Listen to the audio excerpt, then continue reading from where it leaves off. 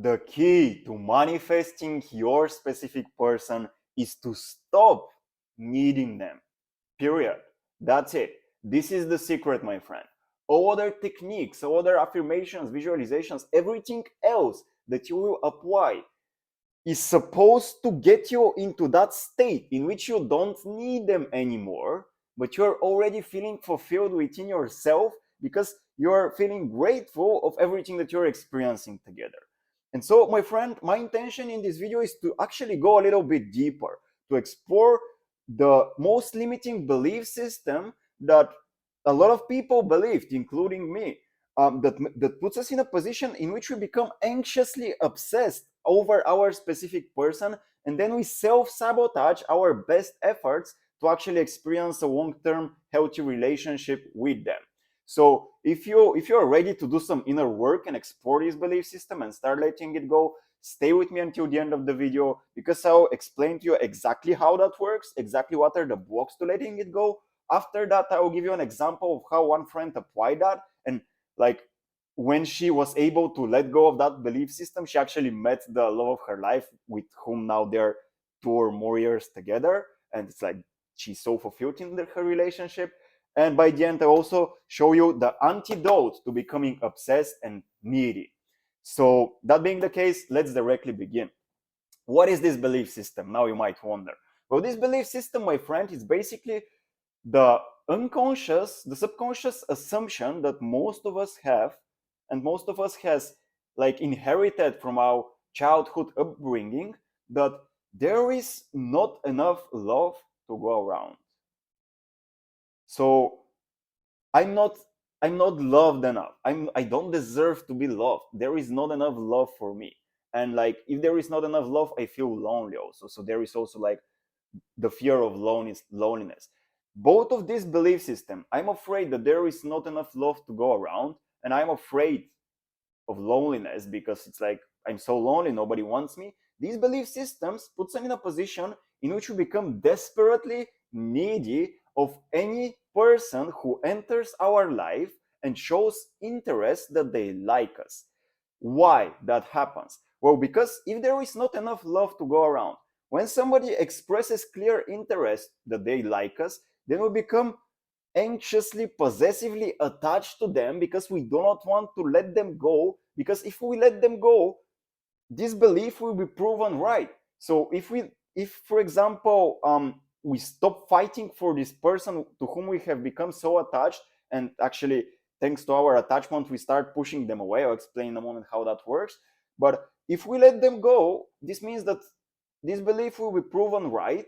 And so if I let go of the person who has expressed interest to me and has shown that they love me, then this means that there will not be enough love to go around, and I don't want to accept that, because if I do, it's like I will never deserve to be loved, right? So this is how it operates. And so this is the sole reason why you become so desperately needy of your specific person. And now, practically, how it looks on the surface, like what happens on the surface? Well, what happens is that because of this belief, then our ego develops this strategy that when we meet our specific person a couple of times, when we start chatting with them and like having consistent contact, then we focus solely on their best qualities. So we project only the best qualities that we see in them. Then we don't see all the like negative traits and negative qualities they have.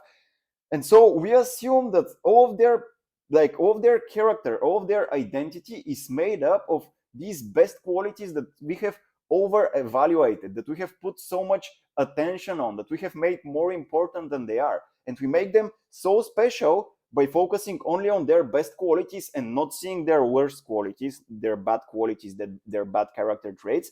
Because if we see them, then we might lose them. And if we lose them, there will be not enough love to go around again.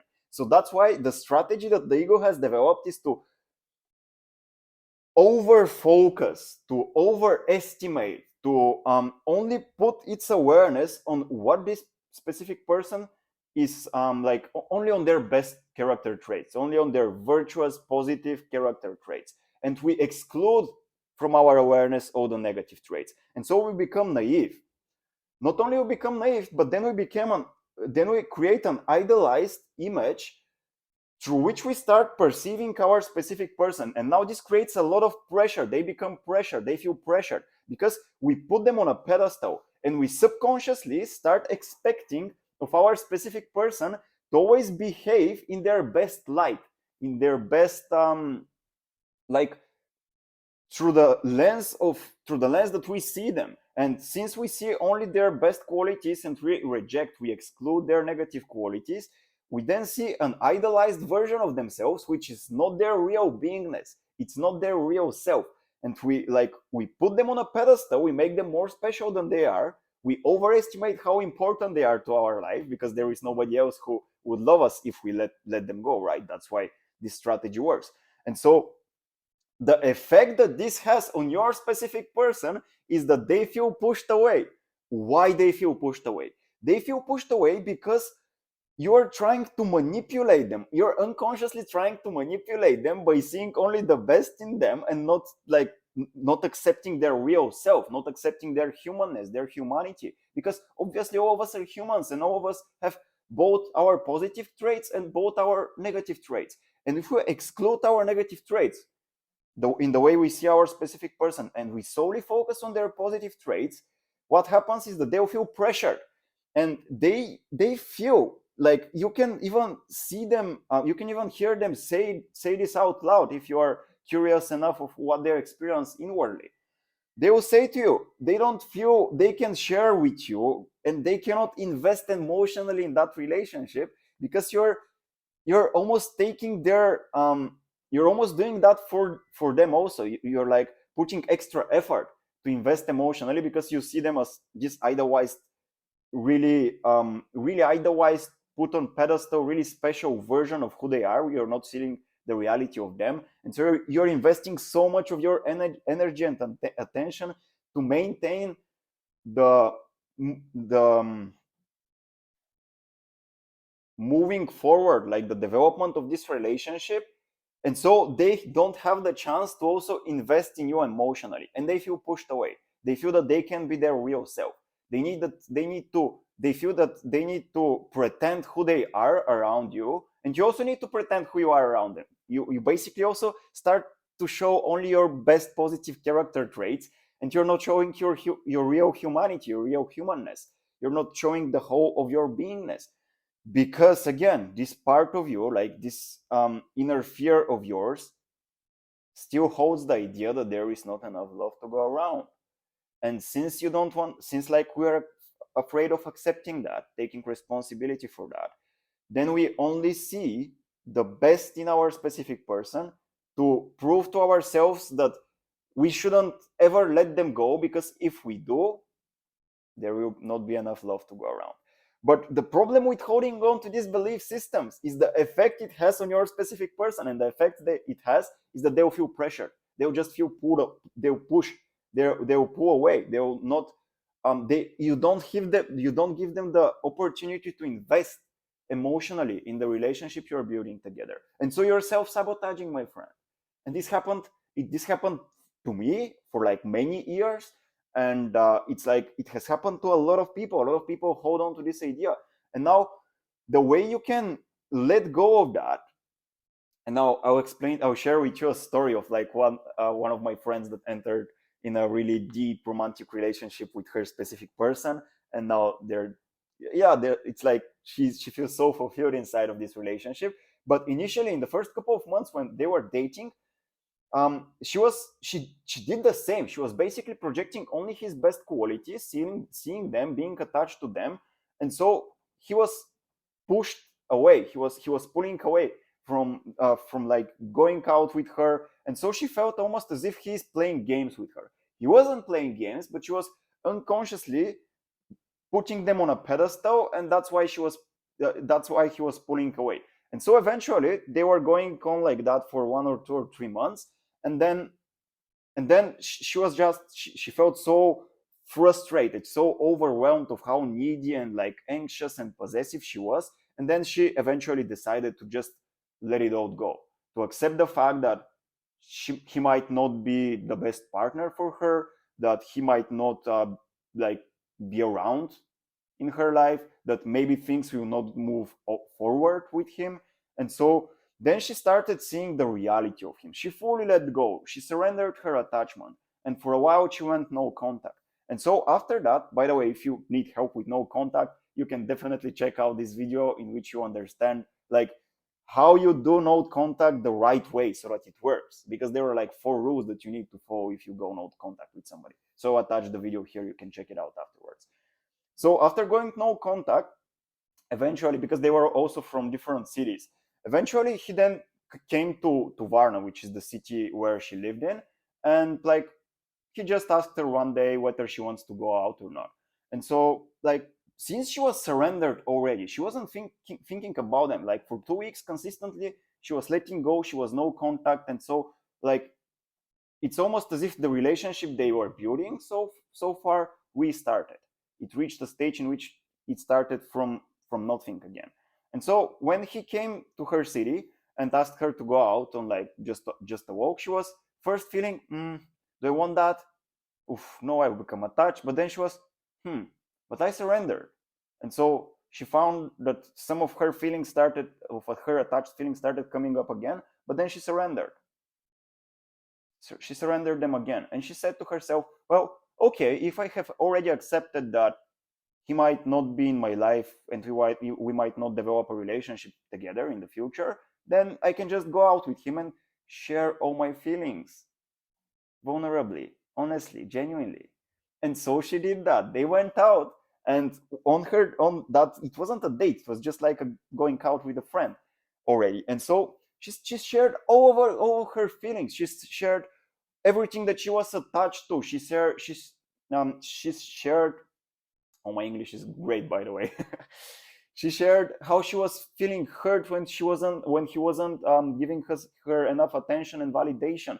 She shared how what she was expectant of him in his behavior. She shared what she really liked about him. She shared what she didn't like about him, and she was fully transparent with all of her feelings to him.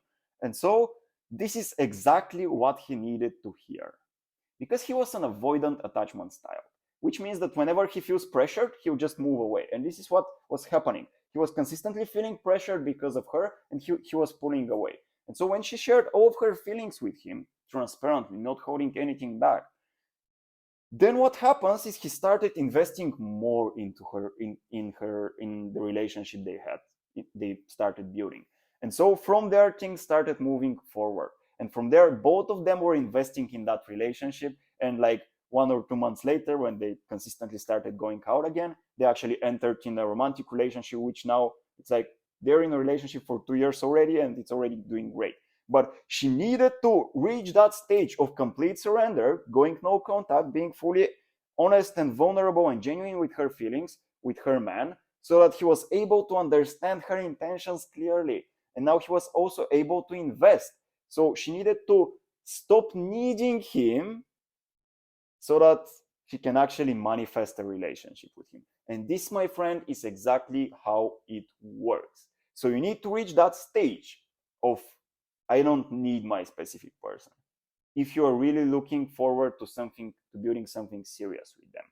But to reach that stage, now it's really important to, and now this is something that you can try. This is something that I have tried actually in a relationship that I'm exploring currently, which reached that stage in which initially I was so attached.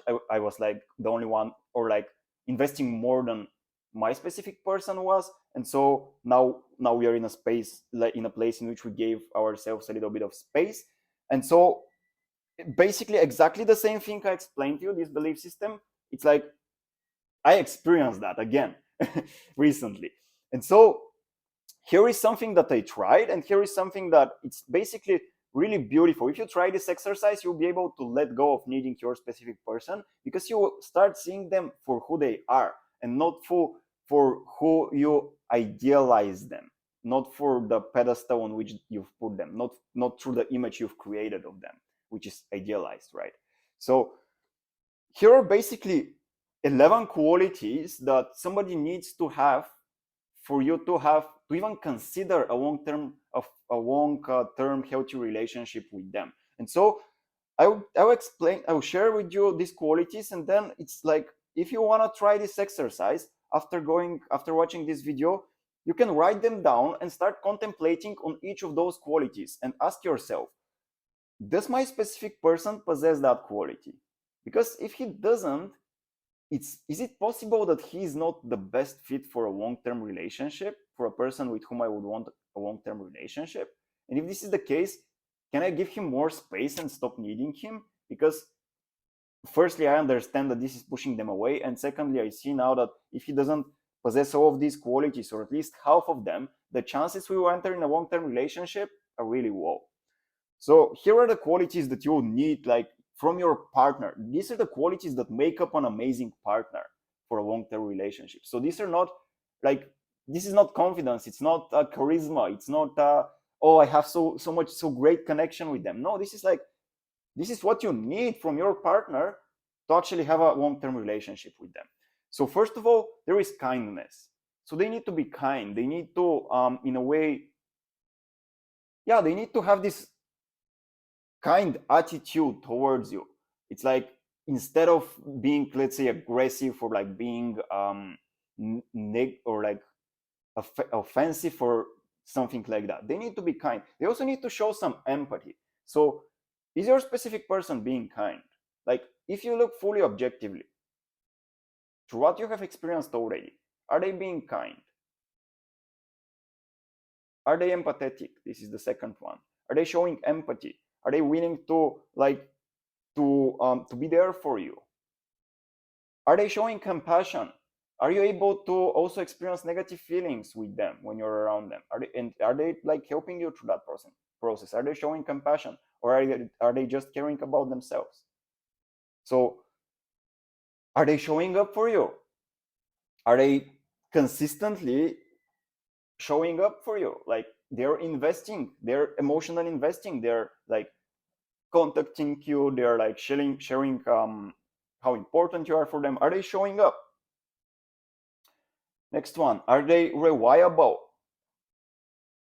Can you rely on them? Like, can you rely if you get into a, like, really, let's say, um a really challenging situation in your life, and you need their help? Can you rely on them? Like, if you were to just call them in the middle of a, like, in the middle of a, yeah, just some roadblock you have hit in your life, can you call them, and like, would you able to rely on them based on what you have learned from them already, about them already? So are they a great communicator? Are they consistent also? Are they consistent in showing up for you in the relationship you're building together? Are they able to communicate their feelings transparently, openly? Or are they hiding them? Are they hiding behind a mask? Are they trustworthy? Can you trust them? Are they loyal? Trustworthy, loyal, similar qualities. Are they honest? Can they honestly again express their, how they feel, their attitude, how something you did to them made them feel?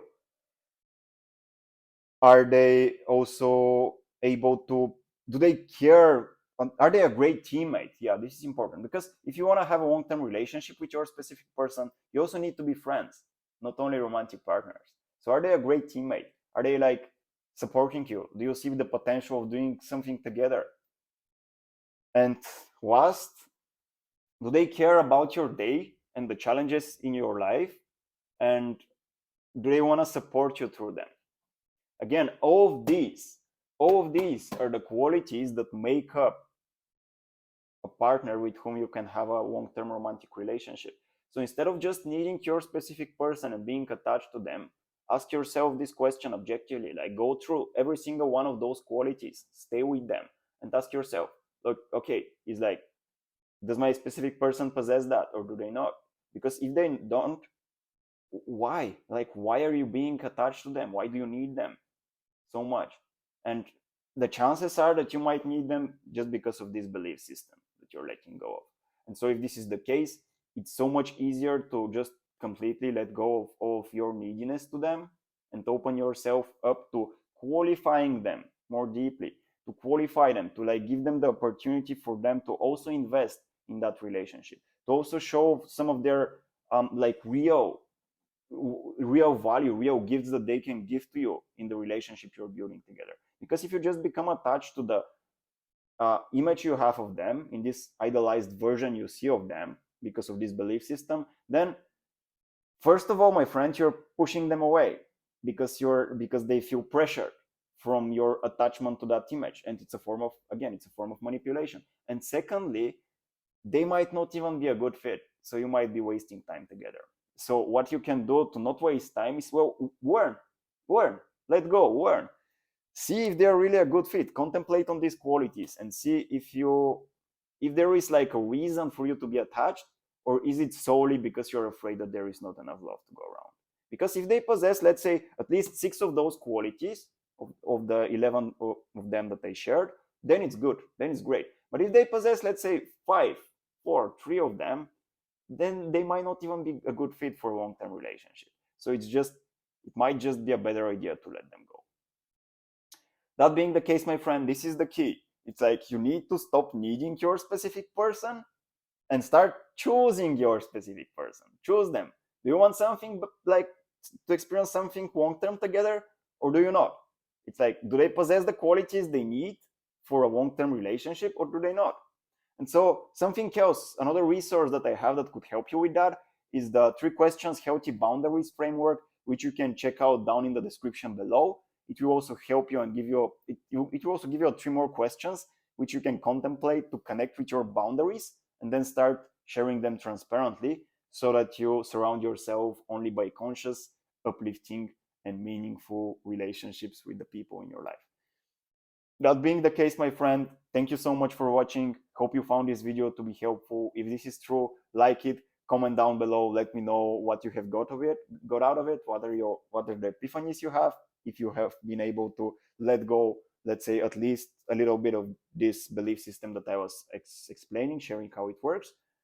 Let me know what's your experience watching it, and I would love to see you around in the channel. Thank you so much for watching. If you're new, also subscribe to the channel Solve for Relationships, because this is what we do here. It's like, with all the content I produce, my intention is to help you experience the most conscious, uplifting, and meaningful relationships that you know you deserve. So if you're new to the channel, subscribe, and I would love to see you around. Thank you so much for watching. See you in the next video. Bye bye.